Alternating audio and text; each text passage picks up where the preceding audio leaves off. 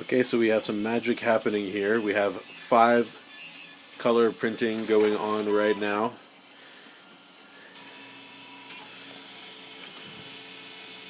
Realize this camera might not be the best. Try to give you some different angles here.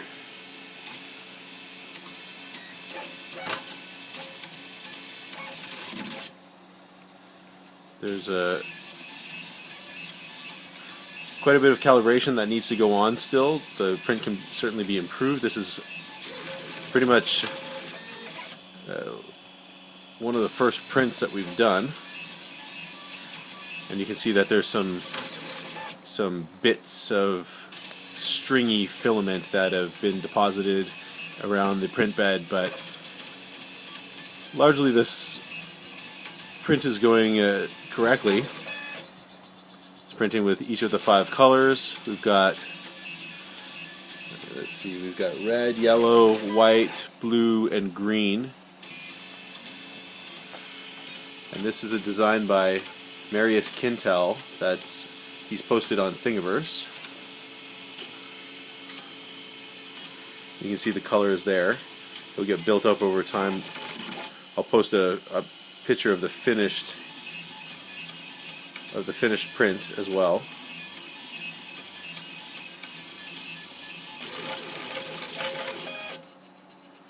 You know, I could probably improve this. Oh my goodness, that's so much better. There we go. It's like a night and day difference. Turning on the light. So how we've accomplished this is we've actually had to liquid cool the hot ends because fans were incapable of removing the heat. The latent heat was causing the hot ends to get too hot through their midsection. These are all metal hot ends. There's no plastic in them, so they can get to, well, I don't know what temperature does stainless steel melt at, but the heaters we've tested them to 500 Celsius. The heaters are able to get that hot, and we're looking at using thermocouples so that we can get accurate high temperatures. Right now these have thermistors in them, so not ideal, but the new electronics will have the ability to read thermocouples. So, but it's a prototype, so we have to deal with what we've got right now in off-the-shelf components, what we've been able to sort of jury-rig together. From this you can't see very well, but the yellow and the green are similar colors. I mean, yellow and green are pretty close anyway, so you can sort of tell that the center is the yellow and the green is the segment closest to us. And the print is going just fine. There you go, the first 5 color print, and we're going to upload this to Thingiverse. We're going to click on the We Made One button. There you can get another view of the liquid cooling. The liquid cooling system, copper cooling jackets, very effective, and they're cool to the touch. It keeps them quite cool. So they have a very small transition zone for the filament, where it goes from being solid to liquid in a very, very short space, and they have a long, medium to long heat zone. So the idea is that it can print at a higher speed.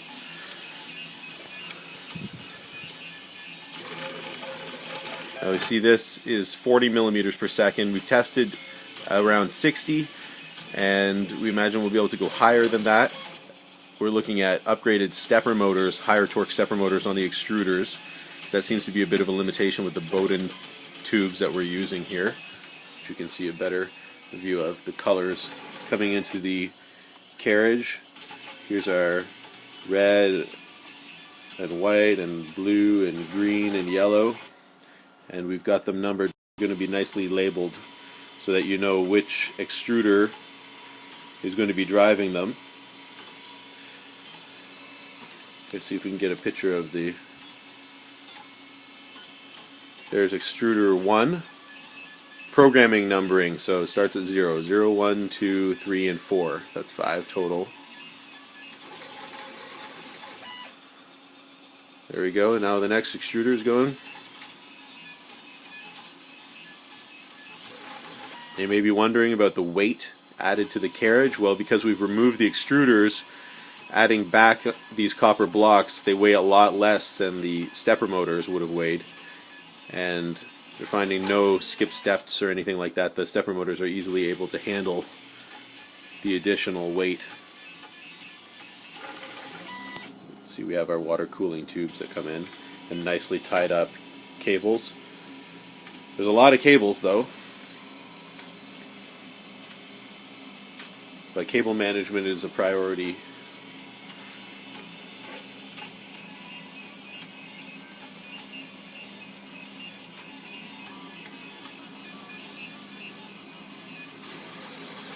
Going to switch to the next one.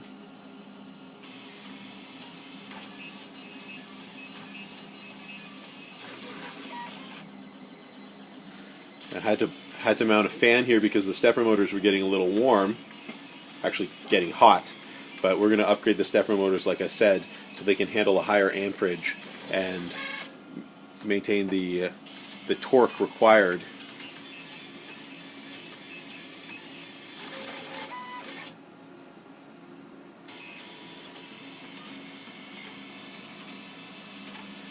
You can see the stainless steel spur gears driving the extruder. The easy disconnect quick fittings and the Teflon tubes.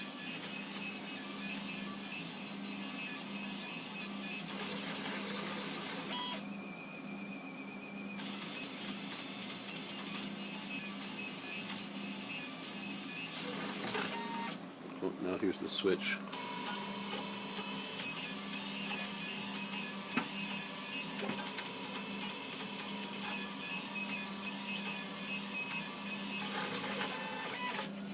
Let's switch to the last stepper motor. Oh, we missed it.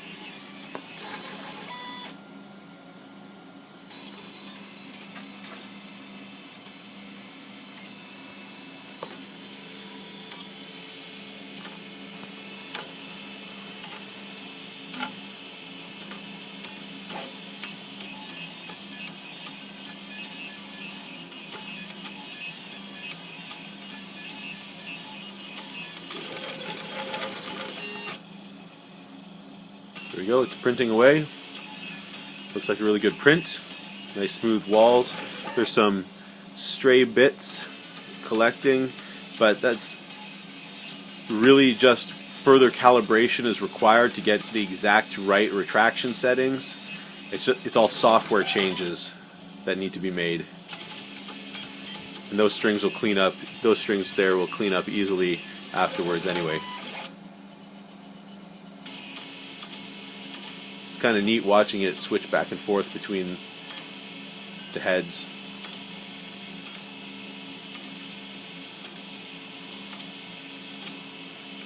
This is going to be a multicolor unicorn horn. I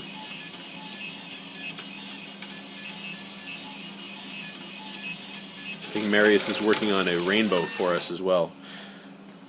Let's take another closer look at the liquid cooling.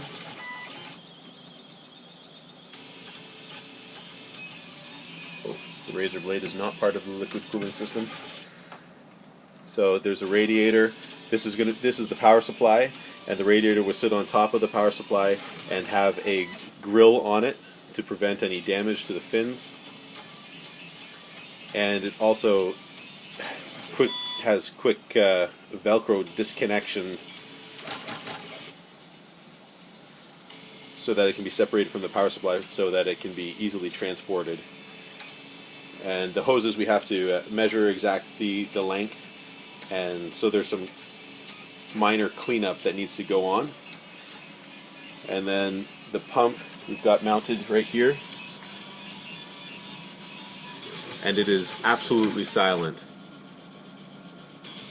Any of the noise that you hear is just the stepper motors going, but the pump is totally quiet, and that's one of the main reasons why we switched to liquid cooling from the fans. The fans sounded like a 747 about to take off when they were on full blast, and they still didn't clear the heat properly.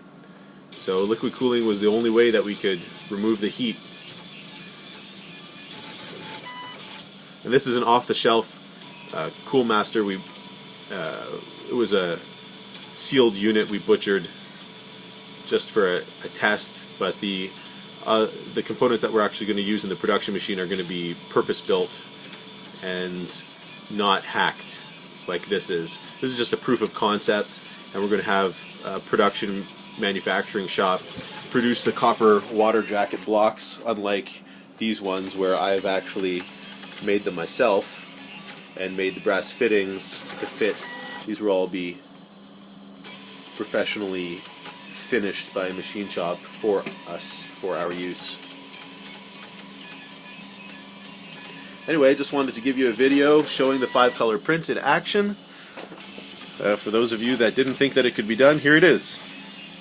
And for those of you that are just patiently waiting, we appreciate your patience. We are going to deliver the printers just like we said, and at this point we're just working final calibrations out and getting a bill of materials together for all of the parts that we need, because we have everything's finished. We're printing. Just minor software tweaks, and those are things that we can get, hopefully we can get community support for as well.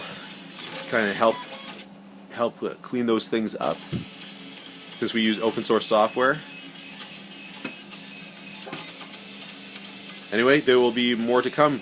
Pictures of the finished part just take about an hour or two to finish, and then we can add some photos of the finished piece. But that's all for now.